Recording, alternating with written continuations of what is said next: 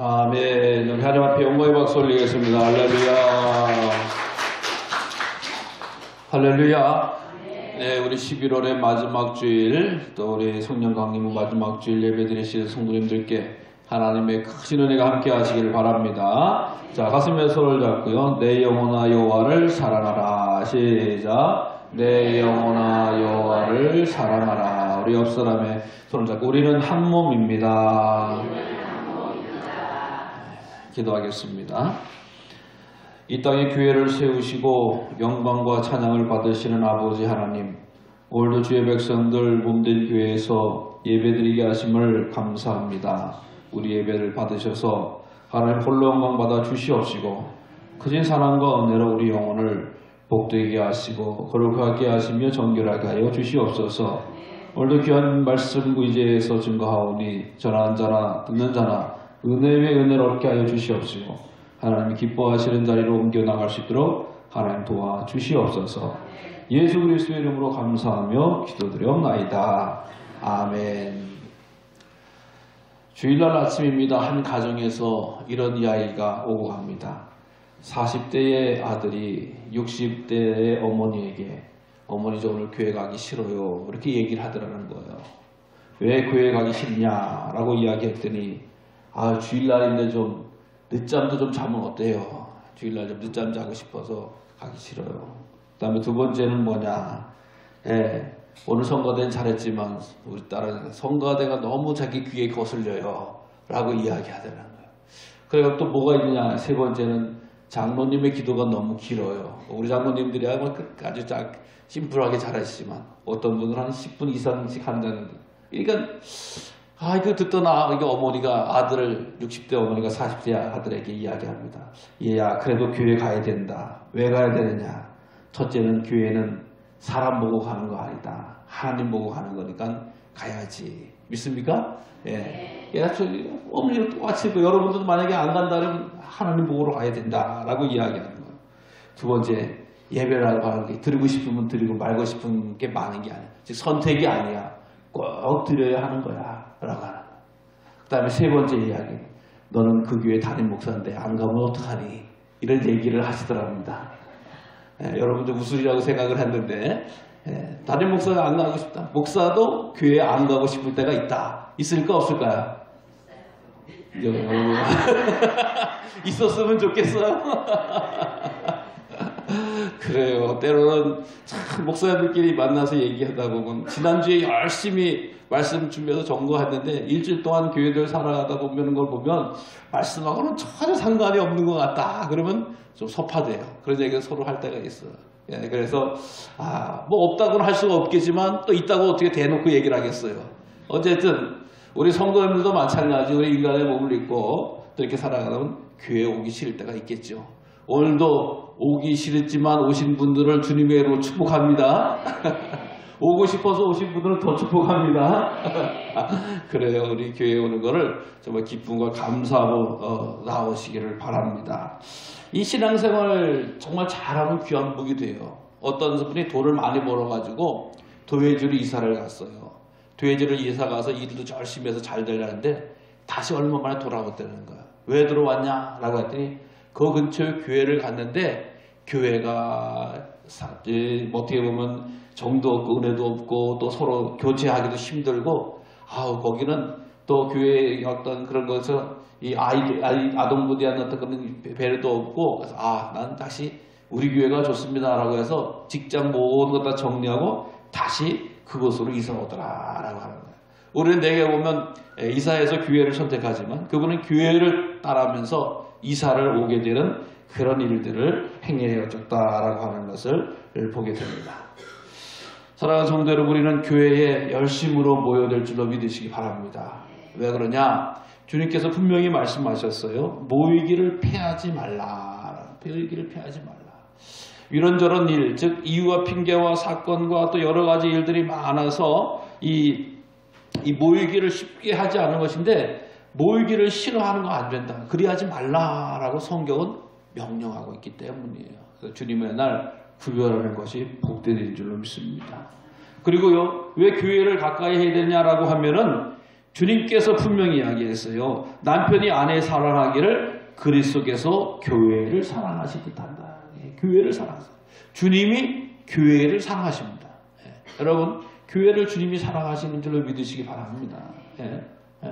나는 그 교회가 좋아 싫다 뭐 여러 가지 인간적인 감정은 있을지 모르지만 주님께서는 교회를 사랑하신다. 꼭 기억하시기를 바랍니다. 또 교회를 우리가 왜 다녀야 되느냐라고 하면 예수님께서 교회 가운데 계하신다. 교회 가운데. 두세 사람이 내 이름으로 모인 곳에 나도 그 가운데 있다. 우리가 이렇게 수십 명의 성도가 앉아 있는데 이 가운데 주님이 계시기 때문에 우리는 주님 계신 그것으로 모여될 줄로 믿으시길 바랍니다. 그래서 왜 꼭 주일날 모여야 됩니까? 라고 이야기하는 경우는 그런 분들에게 다른 이야기를 하진 않아도 어쨌든 같은 날 주님께서 같은 날 모이는 것을 어떤 분은 월요일날 오시고 어떤 분은 화요일날 오시고 어떤 분은 수요일날 이게 아니에요. 주님께 함께 같은 날 모이는 것은 너무나 중요하기 때문이거든요. 또 주님 맨날 이렇게 모이면 우리뿐만 아니라 믿지 않는 자도 함께해서 모일 수 있는 그런 시간이 되어지기 때문이다 라고 하는 것이고요. 또 어쨌든 이게 모여서 연합하면 큰 주님이 기뻐하시는 역사가 나타날 줄로 믿으시길 바랍니다. 그래서 외국 사람들은 그래 어떤 습관을 따라서 다니는 경우도 있고 또 목사님 때문에 오는 경우도 있고 부모님 때문에 오는 경우도 있고 또 교회를 다녀야지 또 사람들이 인정해 주기 때문에 오는 경우도 있고 또 자기 마음에 그냥 위안을 심기 때문에 오는 경우도 있지만 우리 믿음의 성도들은 예수 그리스도를 발견하고 하나님의 뜨거운 사랑을 가르치고 교제하는 그런 믿음의 역사가 있어져야 될 줄로 믿으시길 바랍니다. 그래서 교회만이 하나님의 말씀을 듣고 하나님의 말씀을 가르쳐주고 하나님의 말씀을 나누는 그런 곳이기 때문이다 라고 하는 것이에요. 그래서 우리가 주님의 몸된 교회를 통해서 연합하고 귀한 일을 감당할 수 있기를 간절히 주의 이름으로 부탁을 드립니다. 이 에베소서의 말씀, 에베소서는 어떻게 보면 교회론, 교회에 관한 이론, 교회에 대해서 말하는 것, 교회에 대해서 알려주는 것에 대해서 에베소서의 이 말씀만 한 게 없습니다. 그래서 우리가 교회란 무엇인가, 교회가 어떤 곳이지? 라고 궁금하거나 생각이 들 때면, 의심이 들 때면 에베소서를 찾아서 읽으셔야 돼요. 에베소서. 그래서 이 에베소서라고 하면 교회에 관한 이야기, 교회에 대한 말씀, 교회에 대한 증거라고 하는 거예요. 근데 이 에베소 교회에 사도 바울이 편지를 보내면서 사도 바울이 기도하는 내용이 오늘 본문의 말씀이에요. 근데 이 본문의 말씀을 들어가면서 사도 바울은 뭐라고 이야기하느냐라고 이야기하면 예수 안에서 너희 믿음과 모든 성도를 향한 사랑을 나도 듣고 라고 하는 말부터 어떻게 보면 시작을 하는 겁니다. 여기에는 교회의 아주 근본적이고 중요한 내용을 사도 바울은 말씀해주고 있는 거예요. 무슨 얘기냐? 교회라고 하는 것에 그 보이거나 보이지 않는 그 내용 가운데 하나는 믿음에 관한 역사가 잘 바로 서야 된다라고 하는 거예요. 믿음에 관한. 하나님에 대한 하나님에 대한 이 믿음에 대해서 이야기하는 것이죠. 내가 예수 안에서 너희의 믿음에 관한 이야기. 예수 안에서 너희의 믿음에 관한 이야기. 그 믿음에 대해서 듣고 또 이 성도를 향한 사랑을 나도 듣고 그래서 이 교회의 두 가지 축은 믿음과 사랑이 같이 간다라고도 할 수가 있게 되는 거죠. 우리가 십자가를 통해서 발견할 수 있는 것처럼 하나님과의 관계에 있어서 믿음의 생활에 있어서 충실했던 교회가 에베소서였다라고 에베소 교회였다라고 하는 거. 또 뿐만 아니라 이웃과의 사랑, 교제가 잘 이루어진 교회가 에베소 교회였다라고 하는 것을 말씀해 주고 있습니다. 여러분 교회에서 아무리 좋은 것, 휘황찬란한 것, 복잡한 것, 큰 거 한다고 해도 하나님에 대한 믿음을 빼놓고 하면은 아무 소용없는 거 아니겠습니까? 여러분 모든 프로그램을 보면 세상이 요즘은 엄청나게 잘하잖아요. 무슨 쇼를 하든 무슨 자랑을 하든 무슨 잔치를 하든 체육대회를 하든 이 세상의 그 잔치가 얼마나 화려하고 큰지 말 수가 없습니다. 근데 거기에 뭐예요? 믿음이 없으면 아무 소용없는 거라고 하는 것이죠. 마찬가지입니다. 우리가 또 믿음 하면서 하나님과의 관계를 주장하면서 이야기하는데 교제, 성도 간의 교제가 빠지면 그것도 허용없는 것이다. 하나님, 우리 교회가 뜨거운 사랑의 공동체가 되게 하여 주시옵소서. 이 형제 자매 간의 아름다운 교제와 사랑이 바로 교회 안에서 이루어져야 된다라고 하는 것이고, 에베소 교회에서는 그것을 그러니까 얼마나 이게 좋았는지 사도 바울이 기도하다 그것이 기억나는 거예요. 사실상. 여러분, 우리가 기도하면서 기도 제목 첫째, 나라 민족을 위해서 둘째, 교회를 위해서 세 번째, 목사님을 위해서 네 번째, 가정을 위해서, 자녀를 위해서 중보하면서 쫙 해서 쭉 기도를 하시잖아요. 근데 기도하다 보면 기도하는 제목 말고 다른 게 막 들어오는 경우가 있단 말이죠. 그걸 가지고 이제 또 기도를 하는 게 기도하는 분들의 특징 아니겠어요? 근데 사도 바울이 기도를 하다 보니까 에베소 교회에 이미 이 에베소 교회가 믿음과 사랑에 관한 이야기가 들려오니까 그것이 기도하다가 생각났다는 거예요. 생각나가지고 에베소 교회를 위해서 기도한다라고 하는 거예요. 사랑하는 성도 여러분, 우리 교회는 이러한 교회가 되어야 될 줄로 믿으시기를 바랍니다. 믿음에 관해서는 최고가 가는 교회, 사랑에 대해서는 최고가 가는 교회가 되어야 된다라고 하는 것입니다. 그것을 생각나서 감사하다, 감사했다라고 하는 거예요. 자, 그러면서 뭐라고 이 말씀을 기도합니까? 하나님, 주 예수 그리스도의 하나님, 영광의 아버지께서 지혜와 계시의 영을 너에게 주사 하나님을 알게 하시고, 하나님을 알게 하시고. 사랑하는 성도 여러분, 우리가 하나님을 아는 것이 큰 복인 줄로 믿으시기를 바랍니다. 중보하는 거예요. 계속 중보하는 거예요. 야, 이 에베소 교회가 하나님을 계속적으로 알아야 된다. 이게 무슨 얘기냐? 하나님에 대해서 책 한 분량 정도 분량의 내용을 2페이지로 알고 3페이지로 한 권의 분량으로 안다고 하는 것이 아니라 하나님을 경험하게 해주시고, 하나님을 체험하게 해주시고, 하나님을 고백하게 해주시고. 여러분, 우리가 신앙생활을 할 때 나는 몇 년 전에 하나님 만났습니다, 하나님의 은혜가 있었습니다 라고 하는데 최근 들어서는 없어요. 최근 들어서는 왜 그렇게 답답한지 몰라요. 그래서 그것이 끝났다, 하나님의 관계가 끝났다라고 해서 은사가 중지됐다, 은사 중지론자들이 있는 거예요. 네. 교회사에 보면 은사가 성경에서만 나오고 한 초대교회에서만 나오고 아니면 언제까지만 나오고 이제 은사는 오늘날 오지 않는 것이다 라고 해서, 물론 그분들도 비신앙적인 사람들은 아닙니다만은 이 말씀을 더 강조하다 보니까 그렇게 되는 경우가 있는데, 은사가 중지됐다라고 생각하는 분도 있습니다. 그런데 그것이 아니라고 하는 거죠. 하나님을 계속적으로, 하나님의 은사를 계속적으로 받고 체험할 수 있도록 경험하라고 하는 것을 충고하면서 기도한다라고 하는 겁니다. 사랑하는 성도 여러분, 우리 믿음의 성도가 받는 선물 중에 가장 큰 선물은 뭐예요? 하나님을 아는 거예요. 하나님을 경험하는 거예요. 하나님을 체험하는 거예요. 그래서 믿음의 체험이 있는 것과 그것 없는 것과는 전혀 다른 거 아니겠어요? 그래서 우리 성도들을 위해서 중보하면서 기도할 때에 가장 좋은 것이, 하나님, 우리 성도님 하나님을 알게 해주세요. 모른다라고 하는 게 아니라 그걸 알다라고 하는 게 하나님을 만나게 해주세요. 하나님 오늘도 역사해 주세요. 체험해 주세요. 이런 것을 위해서 기도한다라고 하는 것입니다. 이 하나님의 강력한 은혜, 강력한 사랑을 고백할 수밖에 없는 거 아니겠어요?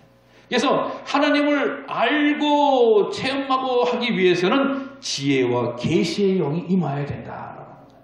즉 성령이 임하셔야 된다라고 하는 거예요. 오늘 내 힘으로 열심히 뭘 돌리고 내 힘으로 달려가고 내 힘으로 하는 것이 아니라 성령께서 오셔서 우리들의 마음을 뜨겁게 해주셔서 우리들이 하나님의 음성을 발견하게 하시고 하나님의 뜻을 깨닫게 해달라고 소망하는 것이라고 하는 겁니다.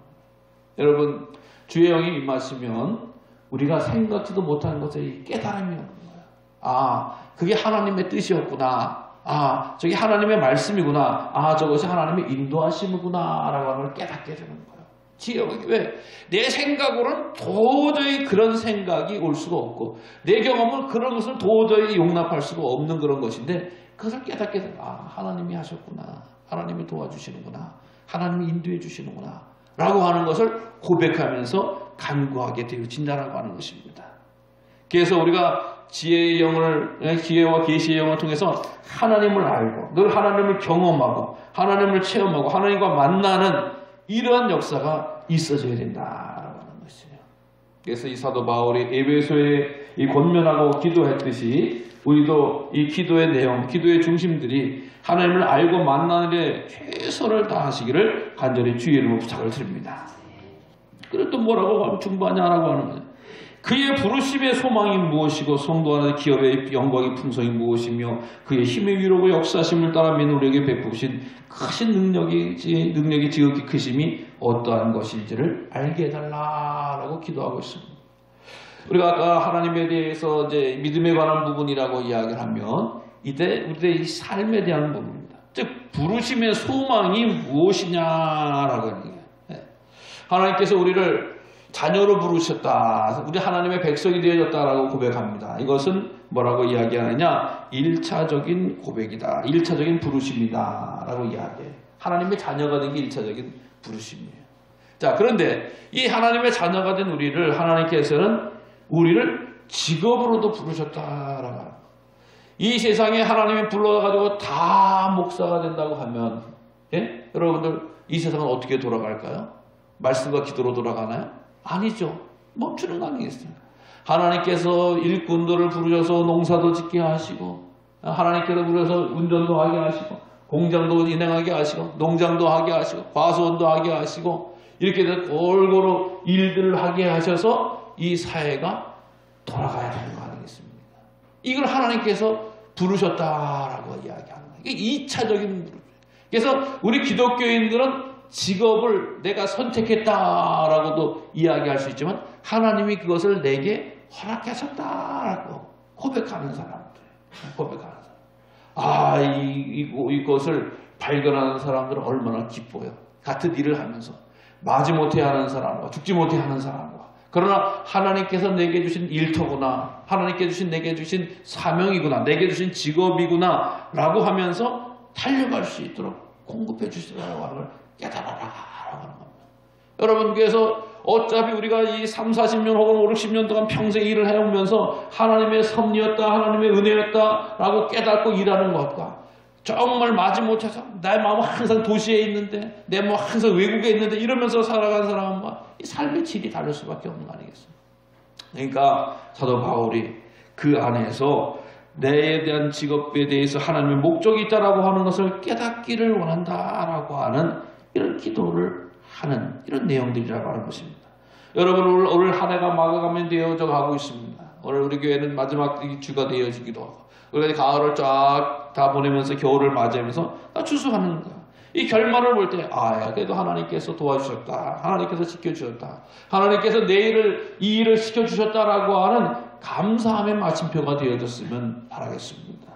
하나님 죽기 싫은 일, 힘든 일, 어려운 일 여태까지 하시오. 내년엔 대단한 일 하게 해주세요. 이게 안 됩니다. 그러고자 되지도 않고 하나님 내게 주신 사업장에서 일터에서 최선을 다하여 복되게 일할 수 있는 이런 일들을 제가 알기를 원합니다. 잘 감당하기를 원합니다. 또 뿐만 아니라 하나님께서 그 기업의 영광이 무엇인지를 알게 하라 라고 이야기하고 있습니다. 이게 뭐냐? 무슨 다 기업을 찾아는 걸 안다라고 하는 이야기 아닙니다. 하나님께서 내게, 하나님께서 우리 가정에게, 하나님께서 우리 교회에게 주신 하나님의 이 유업들, 하나님의 이 사명들을 또 깨닫게 해달라라고 하는 얘기예요. 하나님이 우리를 일만 하라고 내보내주시지 않고 하나님이 우리를 놀라고만 내보내주신 거 아니야. 하나님께서 하나님의 뜻을 실현하라. 하나님이 기뻐하는 일을 하라고 우리를 보내주시고 세워준 줄로 믿으시길 바랍니다. 그래서 가장 행복한 사람은 어떤 사람이야? 하나님께서 올 한 해 이러한 은혜를 부어주셨다. 이러한 것을 부어주셨다. 이러한 것을 알려주셨다. 기업을 있게 하셨다라고 하는 것을 말씀해주고 있는 거거든요. 그러니까 어떤 분들은 잘못된 것, 안 된 것, 모자란 것만 보는데 그런 것이 아니에요. 하나님은 올해 이렇게 특별하게 이렇게 인도해 주셨다. 이렇게 이끌어 주셨다라고 하는 것을 발견하는 것이 얼마나 귀한지 알 수가 없잖아요. 좀 안 되고 부족한 것은 있지만 하나님 그래도 하나님께서 이 귀한 길을 이끌어 주셔서 제가 은혜 받게 하시고 힘을 얻게 하시고 살아갈 수 있는 능력이 되어졌습니다 라고 하는 이런 고백을 우리도 할 수 있게 되었기를 바랍니다. 이것을 위해서 기도하는 거예요. 기도하는 거. 그래서 우리가 서로 그를 위해서 기도해야 된다는 거예요.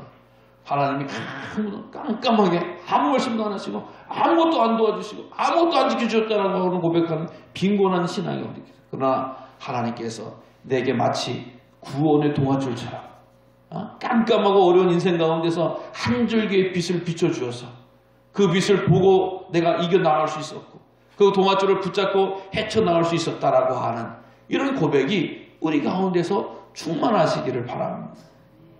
또 뿐만 아니라 우리 하나님의 그 위력을 잘 알고 그것을 인정하고 고백하기를 원한다라고 하는 것을 기억합니다.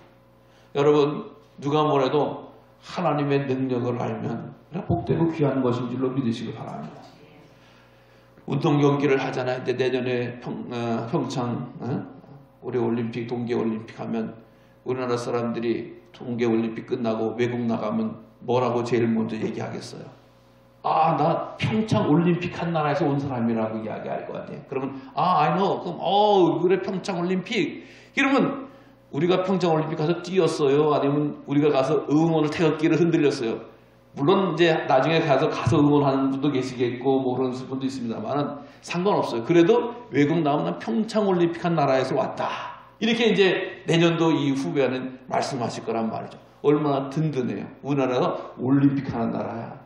동계올림픽 정도도 하는 나라야. 그래서 우리나라는 이제 무슨 세계적인 중요한 대회를 마침표를 찍는 거예요. 이제서 이제 마침표를 찍는 거예요. 얼마나 대단하냐. 옛날에는 뭐라 그랬어요? 외국 나와서 88 올림픽 한 나라. 이렇게 막 얘기를 했단 말이죠. 우리나라에 대해서. 근데 지금 그걸 얘기하는 건 이유는 뭐예요? 우리가 이 한 일에 대해서 기쁘고 감사하고 자랑스럽다라고 하는 이야기인데 이제 이 말씀을 왜 드리냐? 바로 하나님이 하신 일을 기억하고 고백한다라고 하는 것은 너무나 우리를 자랑스럽게 만드는 것이야. 내가 기억하지 못하고 내가 고백하지 못하고 내가 자랑하지 못할 뿐이라. 하나님은 어떠한 하나님이시냐라고 하는 것은 죽은 자를 살리신 구원의 하나님, 능력의 하나님이신 줄로 믿습니다. 또 뿐만 아니라 부활하신 것에도 끝나지 않고 예수님 부활하신 것도 끝나지 않고 세상의 모든 권세를 가지고 이 만물을 다스리시는 주님이시다라고 하는 것을 알려주고 있는 겁니다. 또 이 부활하신 주님께서는 이 땅에 외면한 하늘에만 뚝 떨어진 것이 아니라 이 땅에 교회를 남겨두셨다라고 하는 교회를 세우셨다. 여러분 그리스도의 핏값으로 교회를 세웠다라고 이야기하는데 이걸 잘못 생각하면 어떤 분이 돈 많이 내서 어떤 분이 애를 많이 써서 줬다라고 이야기하는 건데 그게 아니에요. 예수님이 부활하시고 나서 그 부활의 신앙을 계속 이어갈 수 있도록 즉 부활이라는 게 뭐예요? 십자가에 달려 돌아가시기 때문에 생긴 거 아니겠어요? 십자가에 달려 돌아가던 그 피를 기억하고 예수님의 그 피의 죽은 것으로 끝난 줄 알았더니 부활을 경험하고 부활을 경험한 사람들이 모여서 교회가 되어서 예수의 핏값으로 사신 교회다라고 이야기하는 말이겠어요. 그러니까 예수님과 이 세상, 예수님과 이 교회는 떨어질 수가 없는 거란 말이에요. 교회 역사를 보면은 맨 처음에는 주님 하나님께서 때로는 나무에서도 나타나고 음성으로도 들려서 했지만은 모세를 통해서 성막을 허락해 주시고 성막으로 청년을 가시다가 또 성전으로 또 청년을 가다가 이렇게 성전 이후에 회당으로도 갔다가 결국은 예수님께서 십자가에 달려 돌아가시고 부활해서 성령 강림을 기다리는 그런 야가의 오순절 단합의 5방의 그 성도에게 불같이 바람같이 임하셔가지고 그것이 뜨겁게 믿음의 역사를 공동체로 해서 교회가 되어져서 지금 2000년의 역사를 이어서 나아가고 있단 말이죠. 그러니까 주님 다시 오실 때까지는 하나님께서 허락해 놓으신 마지막 주의 능력과 주의 사랑을 인도하고 감당하고 역사할 곳은 교회라라고 하는 거예요. 여러분, 그리고 요즘 교회가 참 세상에서 손가락질을 너무 많이 받는 것이 사실은 너무 안타깝고 가슴 아파요. 물론 나 칭찬을 받을 수 없겠지. 그러나 우리는 인정하고 고백하기를 하나님께서 이 땅에 교회를 세우시고 교회를 통해서 충만하게 역사하시는 그런 하나님의 영광이 임하는 곳인 줄로 믿으시기를 바랍니다. 이것을 우리가 늘 기억하자라고 하는 거예요. 하나님 전지 만물을 주시고 하나님의 위력과 능력이 엄청난 최고의 대단한 정말 말로도 할 수 없는 권세와 능력이 계신 분이 바로 우리 하나님이고 내가 믿는 고백하는 그런 하나님이시다라고 하는 것을 깨달아 알라라고 하는 말씀. 이것이 바로 우리 교회가 되는 것이에요. 그러기 위해서 우리가 어떻게 돼? 한 몸의 거룩한 공동체로 이겨나가야 된다는 거예요.